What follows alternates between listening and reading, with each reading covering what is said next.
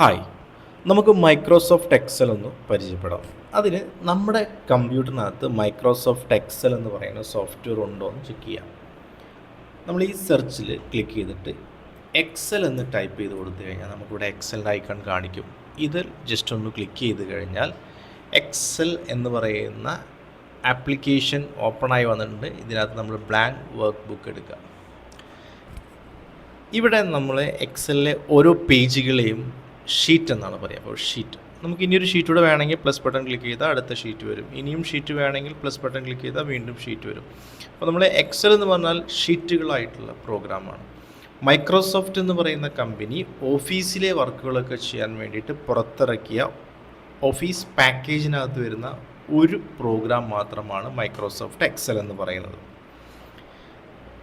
എക്സലിൻ്റെ പ്രത്യേകത എന്ന് പറഞ്ഞു കഴിഞ്ഞാൽ ഓട്ടോമാറ്റിക് കാൽക്കുലേഷനാണ്. നമ്മൾ ഒരു കാൽക്കുലേഷൻ ചെയ്ത് കഴിഞ്ഞാൽ അതിൻ്റെ തുടർച്ചയായിട്ടുള്ള കാൽക്കുലേഷൻസ് ഓട്ടോമാറ്റിക്കായിട്ട് വരും.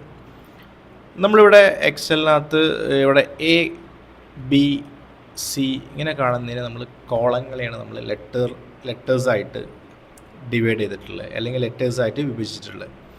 അപ്പോൾ കോളങ്ങൾ റെപ്രസെൻ്റ് ചെയ്യുന്നത് ലെറ്റേഴ്സായിട്ടാണ്, അതുപോലെ വരികളെ റെപ്രസെൻ്റ് ചെയ്തുകൊണ്ട് നമ്പേഴ്സാണ് 1, 2, 3 എന്ന് പറയുന്നത്. ഇപ്പോൾ ഒരു എക്സൽ ഷീറ്റിനകത്ത് ഒരുപാട് വരികളും ഒരുപാട് കോളങ്ങളുണ്ട്.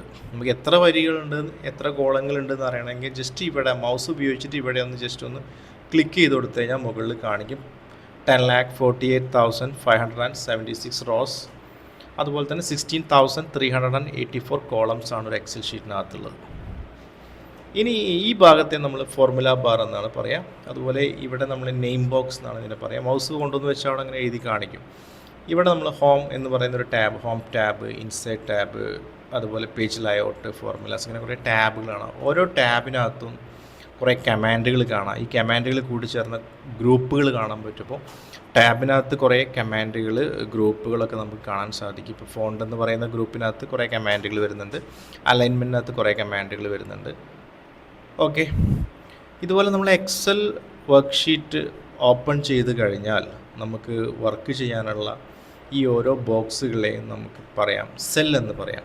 എന്താണ് സെൽ എന്ന് ചോദിച്ചു കഴിഞ്ഞാൽ ഈ വരിയും കോളവും കൂട്ടിമുട്ടുന്ന ഭാഗത്തെയാണ് നമ്മൾ സെൽ എന്ന് പറയുക. ഇൻ്റർസെക്റ്റ് ചെയ്യുന്ന ഭാഗത്ത്, റോയും കോളവും ഇൻ്റർസെക്റ്റ് ചെയ്യുന്ന ഭാഗത്തെയാണ് സെൽ എന്ന് പറയുന്നത്.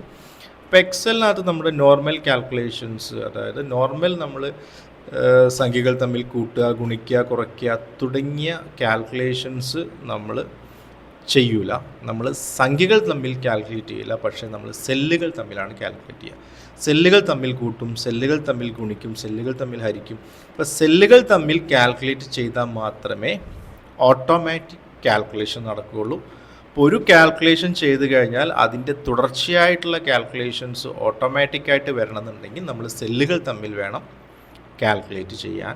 അപ്പോൾ സെല്ലുകൾ തമ്മിലുള്ള കാൽക്കുലേഷന് വേണ്ടിയിട്ടുള്ളതാണ് എക്സൽ. അപ്പോൾ എക്സലിനെ എക്സലാക്കി മാറ്റുന്നത് തന്നെ ഓട്ടോമാറ്റിക് കാൽക്കുലേഷനാണ്. അപ്പോൾ നമുക്ക് എക്സൽ ഉപയോഗിച്ചുകൊണ്ട് നമുക്ക് കുറച്ച് വർക്കുകൾ, എക്സലിനകത്ത് നമുക്ക് കുറച്ച് വർക്കുകൾ, നമുക്ക് മാർക്ക് ലിസ്റ്റുകൾ, സാലറി ടേബിളൊക്കെ നമുക്ക് അടുത്ത ക്ലാസ്സിൽ നമുക്ക് ചെയ്തു നോക്കാം.